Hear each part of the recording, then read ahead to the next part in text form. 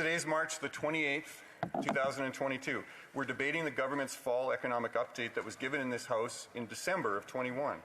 Yes, we're actually debating budgetary measures that this government introduced over 100 days ago. In that time, Canada and the world has changed. COVID saw Omicron come and go. Provincial lockdowns, vaccine passports were established and removed, and we're now learning to live with the virus. In Ottawa, we saw the use of the Emergencies Act to call in police horses to crush peaceful protesters under the jackboot of the Prime Minister's basic dictatorship.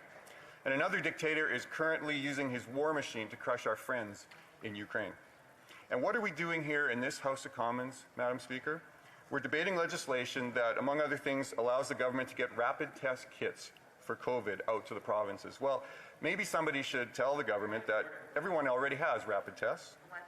Order, the Honourable Parliamentary Secretary, the Government House Leader. Yes, Madam Speaker, I do think that members need to be somewhat careful. When you take a look at Beauchesne's in terms of what is an appropriate thing to say and what is not appropriate to say, it is often, and it says this in Beauchesne's 6th edition, where it says it depends on the context in which you say something. So, for example, what's happening in Ukraine today is horrific. And President Putin being described as a dictator and then saying that the Prime Minister of Canada, using this in the same line, being classified as a dictator, I think it might be stretching it. And I would like to just emphasize that maybe some members might want to be a little bit more cautious in some of their statements in the House, which is highly inappropriate. The information under advisement and look that up. I think that this is more a point of debate, but I will certainly do a bit of a follow-up and come back to the House if need be. The Honourable Member for Saskatoon West. Thank you, Madam Speaker. Ironically, the very next line is this government really knows how to waste time, and I think that was just a great example of it right there. I want to assure you, Madam Speaker, that I'm not going to waste the time of my constituents in Saskatoon West. I'm going to dive into this piece of legislation and why I'm voting against it. And then I'm going to talk about what matters to the economy of Saskatoon West, which is agriculture and energy, and why this fall economic legislation should have focused on those drivers of our economy. Madam Speaker, I need to tell my constituents why I oppose this legislation. And I invite all Canadians to go to page 36 of the fall economic update to understand how damaging this legislation is for our country. The government's own figures show that once this legislation passes, an additional $28 billion in debt will be added to this fiscal year that ends this week. And for the next fiscal year, which starts on Friday, this legislation will increase the debt by another $13 billion. This government thinks it's a non-event, nothing to see here. But the Canadian Taxpayer Federation has a debt clock that shows our debt. And did you know the Liberals broke this clock? It didn't have enough digits. The clock shows our debt is increasing at $4,500 per second. That means that in the minute and a half that I've been speaking, our debt has increased by $400,000. Every 10-minute speech by the Prime Minister adds $2.7 million to our debt.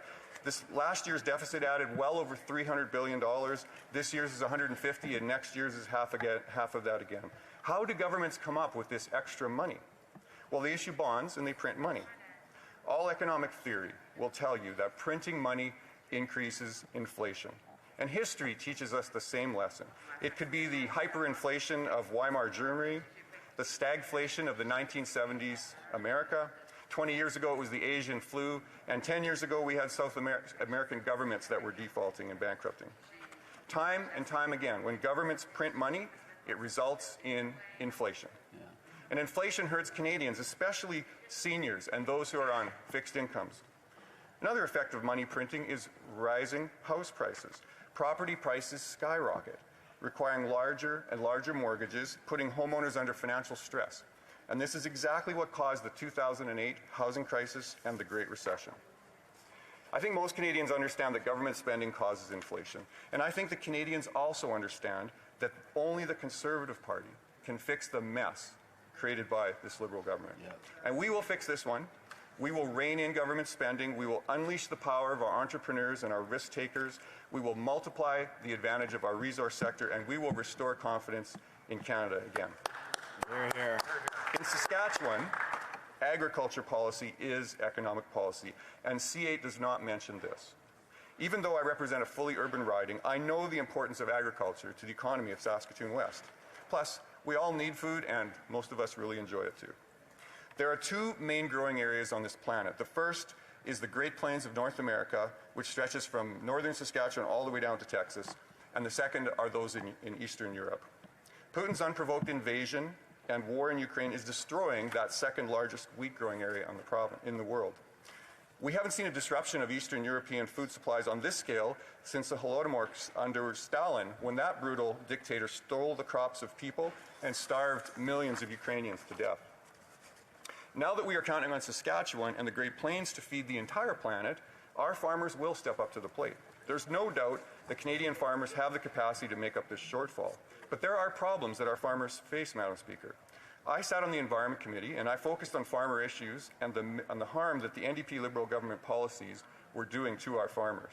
First and foremost is the carbon tax. This tax is adding massive input costs. Fertilizer and fuel for planting machinery is adding significantly to each bushel of wheat. And output costs are going up as well.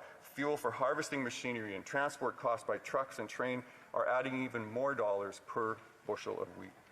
To help mitigate this for our farmers, I asked the Environment Minister at committee if he would recognize Saskatchewan's carbon capture system as equivalent to the federal system. His answer was, and I quote, "Yes, that is certainly the intent." True to form, he then reneged and imposed his own separate system of federal costs on Saskatchewan farmers. And the result? More inflation on the price of food, Madam Speaker. We will certainly grumble over the massive inflation price increases, but we're a rich country. The people that will suffer the most are in Africa and Asia, the most vulnerable people on the planet. But I guess in the minds of the small cabal of Ndp Liberal politicians that have a power lock in this House, mass starvation is a low price to pay for a carbon tax. Let's look at the Ndp Food Policy. As I've said, Canada is a global agricultural superpower, but the Ndp do not recognize this.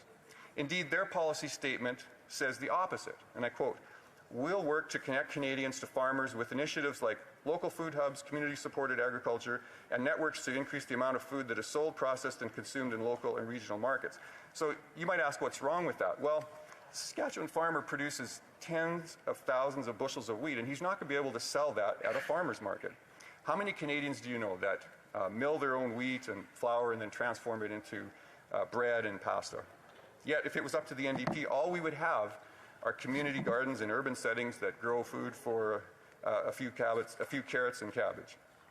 Certainly, there's nothing wrong with community gardens, not at all, but they only feed a small group of Starbucks-sipping people, whereas the Conservative Party has a long history of unlocking Saskatchewan agriculture. It was under Prime Minister Harper that we eliminated the Canadian Wheat Board, allowing farmers to finally market their own crops.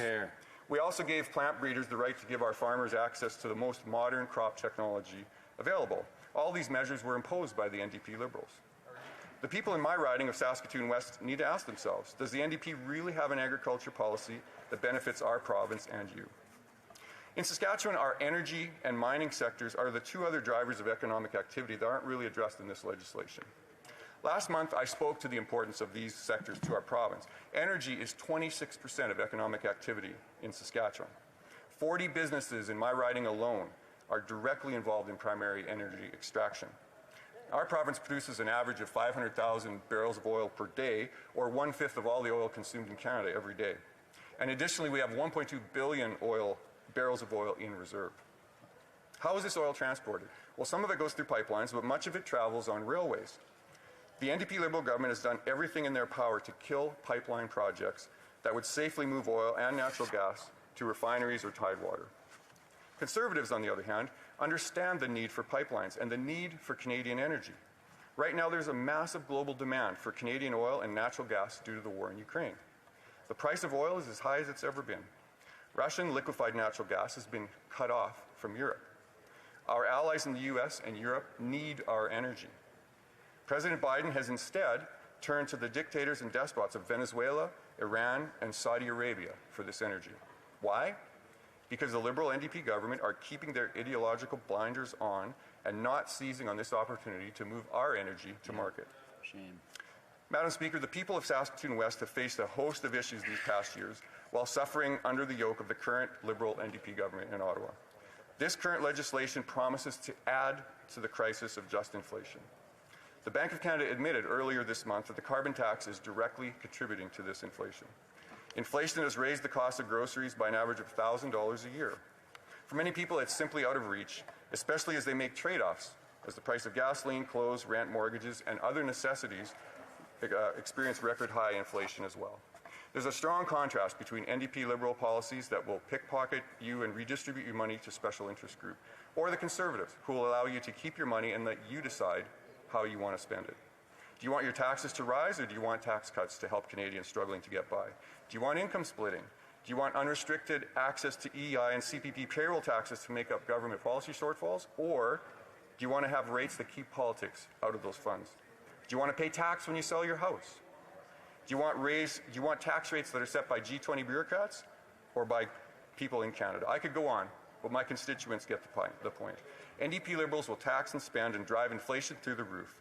Conservatives will always be there to make life simpler for Canadians. Thank you, Madam Speaker. Hear, hear. Questions and comments? Questions et commentaires. The Honourable Parliamentary Secretary of the Government House Leader. Yes, thank you, Madam Speaker. And there must be some very interesting discussions that take place in the Conservative caucus from the extreme right to the more moderates. And I can tell you, I'm totally amazed in terms of the degree in which the member will talk about why the government needs to cut back. And it seems to be at all expense. And my question to the member is, does he, in recognizing, because surely to goodness he would recognize we've gone through a pandemic and there was a need to spend the billions of dollars to support small businesses, individuals, Canadians, seniors, people with disabilities, students, the many different volunteer organizations. Does he believe that that money was well spent, or would he have had, if it was up to him, made significant cuts in that area? Did the government go wrong in spending money in that area? Member for Saskatoon West. There's so many ways to answer that question, but I think I'm going to focus on this. Did we need to spend money during the pandemic? Yes. Was that money well spent, as the member asked? I would say in many cases, no. I've seen many, many examples of organizations that received more money than they needed, businesses that received more money than they needed. We have lots of examples of people who weren't even in Canada, inmates, all kinds of things. So there was a tremendous amount of money that wasn't spent correctly. At the end of the day, we have to be very careful with Canadians' money, because this is the fundamental thing. This is not our money here, us in this room. This is not our money. This is Canadians' money. This is money that they spend, they earn and spend. And we have to be extremely careful and prudent on how we spend that money. And when we put us into debt, we're putting Canadians into debt. And we have to be extremely careful on that as well. Thank you. Hear, hear. That's the Honourable Member for Esquimalt-Saanich-Sooke. Very much, Madam Speaker, and I listened with care to the member for Saskatoon West speech, and a couple of things seem to be missing. And one was any concern about the impact of growing inequality in Canada. And yes, we have rising cost of living, but it impacts some much harder than others. So my question to the member is, does he share his interim leader's opinion that things like dental care aren't needed or wanted by Canadians? Saskatoon West. Thank you, Madam Speaker, and thank you, the member, for his question. On the issue of dental care, a lot of Canadians have that coverage, and certainly there are some groups that would benefit from that, and that's why we believe a targeted approach to those who need it is much more prudent. But we have to be very, very careful again about how we spend money. We have to use extreme caution in committing to programs that are going to put debt onto our children and our grandchildren, and that we're going to be paying for, and the costs are going to be growing and growing over time. So we have to be extremely careful. We have to be wise in how we spend our money, and really be careful with these things. Thank you. The Honourable Member for Saanich Gulf Islands. Thank you, Madam Speaker, and I thank my colleague from Saskatoon West for his contribution this afternoon. I'm concerned, though, that he's suggested in his speech, and he's not the first member of his party to suggest, that Ukraine or the United States or the EU has asked Canada to build pipelines. That's not the case. Building pipelines takes many, many, many years in this country, even if they had all the green lights, but they don't. What they've asked for is an increase of supply in the short term, and the International Energy Agency has asked for an aggressive plan for reducing demand through such things as cutting the speed limits by 10 kilometers per hour across countries around the world, industrialized countries, such things as improving access to public transit and maybe even making it free. Would he comment on the timelines involved to urgently help Ukraine and not put forward the fallacious argument that we need to build more pipelines? Member Saskatoon West has 1 minute to respond. I think this really highlights how some in this House really lack the ability to understand how the world works, how business works. We don't have to mandate things. We don't have to tell companies or countries even to do things. Here we have an opportunity. We know there's an opportunity to supply oil, natural gas to the world. The world is asking for it. They're asking us for this. Yeah. We need to supply that. And if we allowed the market to work as it's supposed to, we would have pipelines that are supplying that oil and supplying that natural gas, taking the opportunity that is there in front of us, creating jobs, creating wealth, creating tax revenue for this country. But because some of us in this room don't understand how the real world works, we get confused and we try to impose things. And all of a sudden things fall apart and we are lacking and we are missing out on opportunities that we could have here for not just us in Canada, but for the residents of Canada. Yeah.